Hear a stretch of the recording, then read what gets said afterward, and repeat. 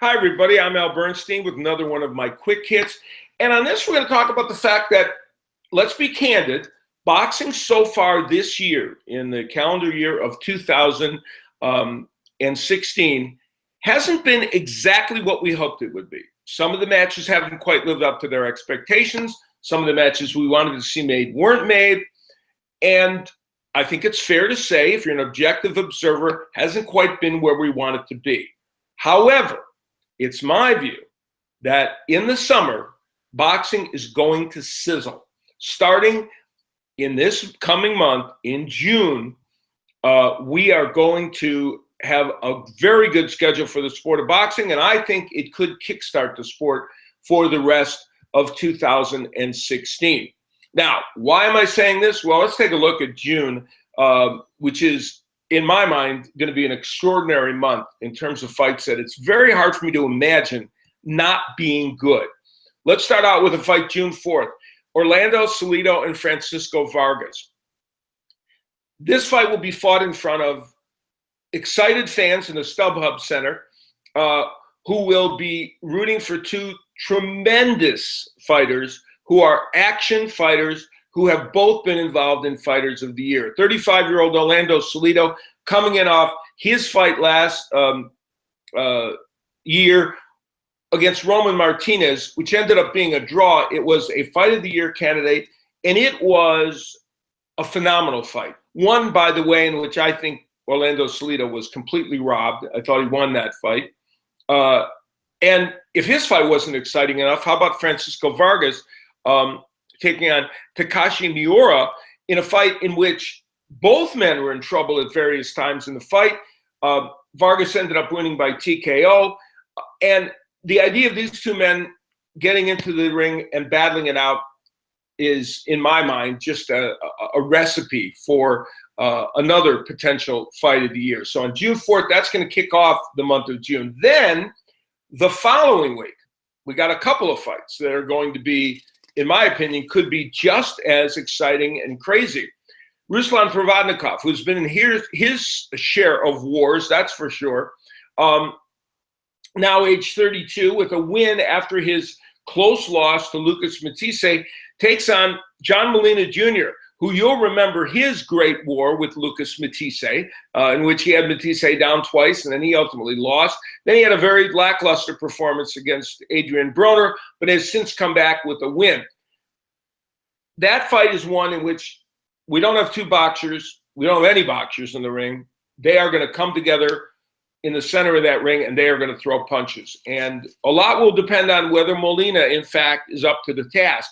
But if he is, however long that fight lasts, it will be a complete and utter war. On that same night, a guy who might be the best pound-for-pound fighter in the world today, he could be, Vasily Lomachenko, will be stepping up in weight to take on the aforementioned Roman Martinez, who will be defending his super featherweight title. Now, Lomachenko, this is only going to be his seventh pro fight. Of course, he was a two-time Olympic champion, one of the great amateur fighters, literally, of all time. But in only his seventh fight, he's fighting for a second world title as he steps up in weight to face Martinez. Now, Martinez comes off that draw, which again, even though he did fight well in the fight, I don't think he deserved a draw against Orlando Salido. He is a 33-year-old veteran, and this is a difficult fight for him. As I said, he's facing a man who is one of the best pound for pound in the world today. But Roman Martinez is hardly a slouch, and he makes fights action fights. And even though Lomachenko is very skilled as a boxer-puncher, he's not some fancy Dan boxer who's only going to move. And I think that fight is going to be skillfully fought and very, very exciting as well. And then we go to June 25th, when one of the most anticipated welterweight fights is going to happen. I'll be delighted to announce this one, as I will the Molina Provodnikov fight on Showtime, where Keith Thurman and Sean Porter get together in a much anticipated match that was postponed because of an injury. And we have Keith Thurman and Sean Porter, both in the primes of their career, battling it out, only a loss between them. and one loss amongst them, and that was Porter losing to Kell Brook. And these two fighters are primed both stylistically and in terms of their physical skills, I think, for a very, very good fight. This one is one that will be determined on how well Thurman can handle the aggressive, hard-charging Porter, and whether Porter can deal with the power of Thurman if he's hit as he comes in. This one is going to be at the Barclays Center in Brooklyn, and it should be a fantastic fight. So and on the same night, across the pond in England, George Groves and Martin Murray will fight in a very good 168-pound battle. Groves, a former top contender in the 168-pound division, still is one, has had several chances at a world title and narrowly missed on 2 occasions. And Martin Murray, who was a top middleweight champion or a performer, contender, who then went on to fight Arthur Abraham and lose a very close match for the 168-pound title. He's staying at 168 to battle Groves. Very important fight for both men. A win almost mandatory for each of these men if they hope to continue on in the upper echelon 168-pound division. And I think that sets up as a very, very good fight. They're both really good fighters. And part of the thing that makes that fight interesting is how much is at stake for each man.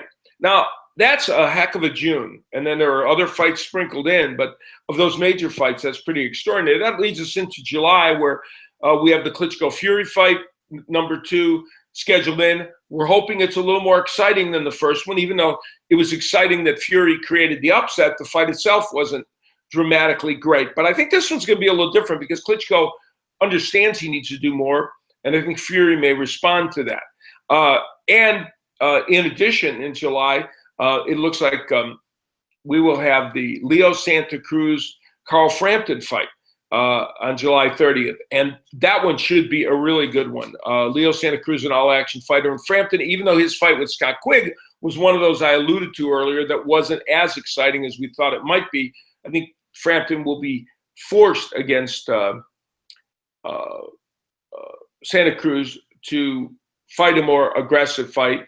And he can be very aggressive and a very exciting fighter, and for the most part is just that. I think the Quigg fight was kind of an anomaly. So when you look at this schedule, you say to yourself, even though there have been a few doldrums in these opening months, I think the summer is going to be a good time for the sport, and I think it will kickstart it in terms of other matches down the road. Certainly, we've had some good fights in 2016, but just not as many as we would have liked. But I'm a glass-half-full guy, and so when I look at this schedule, I say, you know what? We're headed towards some good times in the sport of boxing. So let's keep our fingers crossed and hope that the summer does, in fact, sizzle for the sport of boxing.